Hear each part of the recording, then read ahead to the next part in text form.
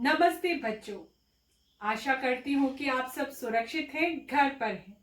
तो आइए चलिए हम अपने हिंदी की कक्षा में आप सबका स्वागत है। आज हम हिंदी की पहली इकाई के दूसरे पाठ बेटी के नाम पत्र के बारे में कुछ बातें जानेंगे और समझेंगे। बेटी के नाम। पहले अनुच्छेद में आपने देखा कि बहादुर शाह जफर ने अपनी बेटी को एक जवाबी पत्र लिखा है। बेटी का पत्र जो उन्हें दिल्ली से मिला था, वो मिलते ही उनको सारी बातें दिल्ली की याद आ गई, उनके परिवार की बातें याद आ गई और उनके लिए वो पत्र एक प्रकार से आंसूनामा बन गया। आगे के अनुच्छेद की ओर हम चलते हैं। सच कहती हूँ, दिल्ली वाले मुझको रोते होंगे। वो क्या यह नहीं जानते कि मैं भी उनको रोता हूँ? सच कहती हूँ, दिल्ली वाले मुझको रोते होंगे। तो बहादुर शाह जफर को लगता है कि दिल्ली वाले मेरे बारे में सोचकर रोते हैं। उसी प्रकार मैं भी उनके बारे में सोचकर, यहाँ रंगून में बैठकर उनके बारे में सोचकर उनको याद करता हूँ, उनके बारे में सोचता हूँ। तो जिंदा बैठा हूँ, वो तो बिन आई मौत मारे गए। तो यहाँ बहादुर शाह जफर ने 1857 की लड़ाई में बहुत सारे लोगों ने अपनी जान दे दी। तो उनको लगता है कि वे तो जिंदा है, वो तो मारे नहीं गए, लेकिन उनकी इस लड़ाई में, उनकी भारत की आज़ादी की इस लड़ाई में बहुतों ने अपनी जान दे दी। इसका उन्हें दुख है, उनके बारे में सोचकर वह दुखी हैं। लेकिन उनको तो मौत आ गई, लेकिन वो तो जिंदा बैठे हैं। वो यहाँ जिंदा बैठकर उनके बारे में सोचते हैं।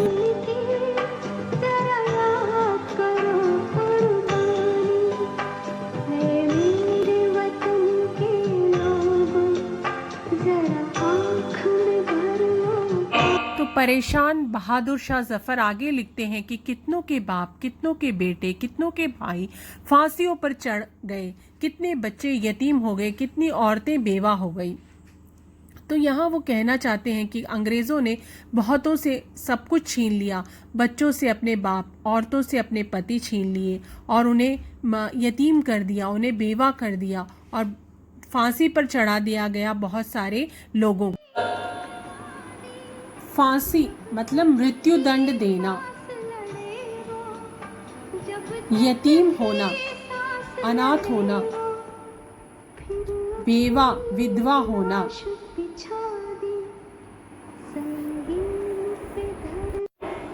दिल्ली के बारे में सोचकर आगे लिखते हैं, घर लूट गए नहीं बल्कि खोद डाले गए और उन पर हल चलवा दिया गया। यही कहना चाहते हैं कि पूरी तरह से भारत को उस युद्ध के बाद, पहली स्वतंत्रता की लड़ाई के बाद पूरी तरह से लूट लिया गया, पूरी तरह से तबाह कर दिया गया। घर लूटना, घर को पूरी तरह से तबाह कर देना, नष्ट कर देना। खोद डालना, टू डिग। हल चलवाना, हल मतलब जोतना। परेशान दिल्ली वालों के बारे में सोचकर जफर आगे पत्र में लिखते हैं, दिल्ली में जब मेरा मुकदमा चल रहा था, उसी ज़माने में तबाही और बर्बादी के किस्से सुने थे। मेरे यहाँ आ जाने के बाद पता नहीं क्या क्या परेशानियाँ शहर वालों पर पड़ी होंगी। दिल्ली वालों के बारे में सोचकर परेशान बादशाह ये लिखते हैं कि जब मैं दिल्ली में था तभी उन पर इतनी मुसीबतें आ गई, और जब मैं रंगून आ गया हूँ तब तो उन पर क्या क्या बीत रही होगी, इसके बारे में सोचकर ही मुझे दुख होता है। तो मुश्किल शब्दों की ओर चलते हैं बच्चों। बर्बादी, तबाही दोनों का अर्थ ही होता है नाश करना, और मुकदमा माने कोर्ट केस। बच्चों हंसे, अब हम हंसे या रोए कोई फायदा नहीं, हम सब काले पानी में हैं। अपने वतन दिल्ली से सैकड़ों कोस दूर, घर से जुदा, और ऐसे जुदा कि अब जीते जी किसी से मिलने की आस नहीं। बच्चों यहाँ पर बादशाह ने इस काले पानी का जिक्र किया है।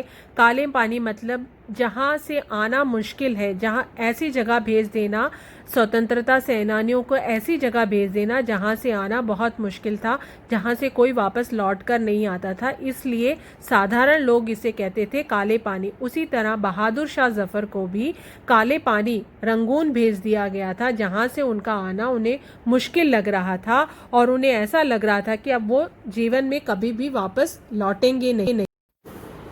अब हंसे या रोए कोई फ़ायदा नहीं, हम काले पानी में हैं। बादशाह ने ऐसा इसलिए कहा क्योंकि वो अंग्रेज़ों की कैद में हैं और अपने वतन से दूर हैं, इसलिए उन्होंने ऐसा कहा। बच्चों, जो आप ये चित्र देख रहे हैं ये सेलुलर जेल है जो कि अंडमान निकोबार द्वीप समूह में है और जिसको काला पानी के नाम से जाना जाता है, जिसका निर्माण अंग्रेज़ों ने किया था। यहाँ पर कैदियों को रखने के लिए जो लोग स्वतंत्रता संग्राम में भाग लेते थे उनको कैदी बनाकर यहाँ भेज दिया जाता था, जो कि अपने वतन से बहुत दूर था और वहाँ से वापस आना नामुमकिन था। काला पानी मतलब देश से निकालने का दंड, जुदा होना, अलग होना। सैकड़ों कोस दूर, कोस लगभग 2 मील दूर, सैकड़ों माने हजार, आशा। बच्चों, पत्र में आगे जाने से पूर्व आप ये वीडियो जरा देखिए।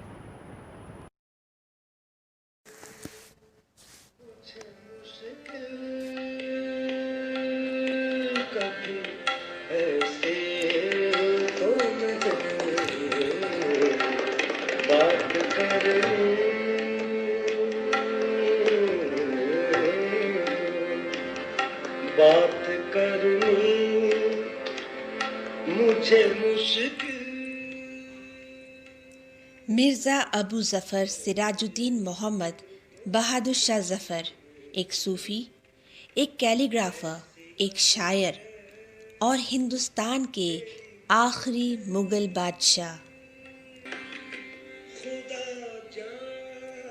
बहादुर शाह ज़फ़र की रूह थी उर्दू शायरी, इसलिए उन्होंने अपना तख़ल्लुस ज़फ़र रखा था, जिसका मतलब है फ़तह। उन्होंने कई बेहतरीन गज़ल कहे।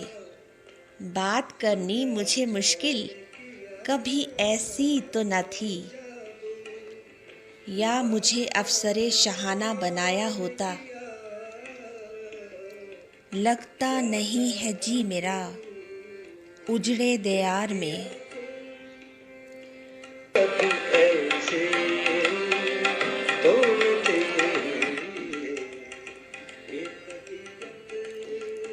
दीवाने ख़ास में अक्सर मुशायरे होते थे, जिसकी वजह से शायरों को काफ़ी मौके मिलते थे। उनके वक्त में मिर्ज़ा गालिब, ज़ौक़, मोमिन, नवाब मुस्तफ़ा खान शेफ्ता काफ़ी मकबूल हुए। 1857 के हार के बाद भी इनका हौसला बुलंद था, जो इनके इस शेर से साफ जाहिर होता है। गाजियों में बू रहेगी जब तलक ईमान की, गाजियों में बू रहेगी जब तलक ईमान की, तख्ते लंदन तक चलेगी तेग हिंदुस्तान की। As long as there remains a scent of faith in the heart of our Ghazis, so long shall the talwar of Hindustan flash before the throne of London.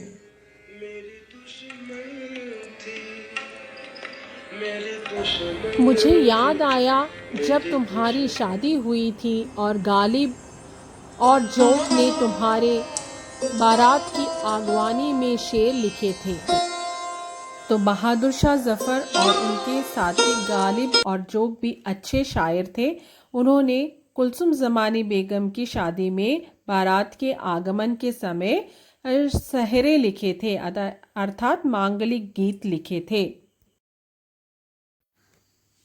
बारात के सहरे लिखना मतलब कि मांगलिक गीत लिखना। बारात मतलब लड़के के घर वालों के आते समय जो गीत गाए जाते हैं उसे ही सहरे कहते हैं। कुछ प्रश्नों द्वारा हम इस अनुच्छेद को फिर से समझेंगे। तो पहला प्रश्न है, दिल्ली वाले क्या नहीं जानते? रंगून में बैठे बादशाह उनको याद करते हैं, ये नहीं जानते। अगला प्रश्न, कौन जिंदा बैठा है और कौन मर गए हैं? बहादुर शाह जफर रंगून में जिंदा बैठे हैं और दिल्ली वालों ने उनके लिए जान दे दी। अंग्रेजों ने दिल्ली वालों के साथ क्या किया? अंग्रेजों ने दिल्ली वालों को बर्बाद कर दिया।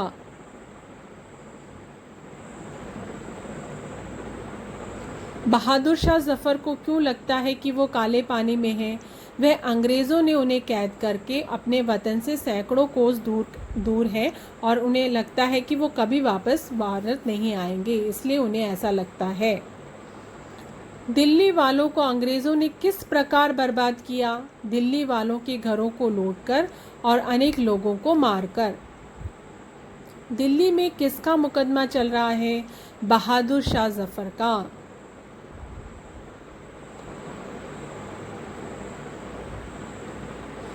बहादुर शाह जफर को क्या आस नहीं है अपने वतन वापस लौटने की?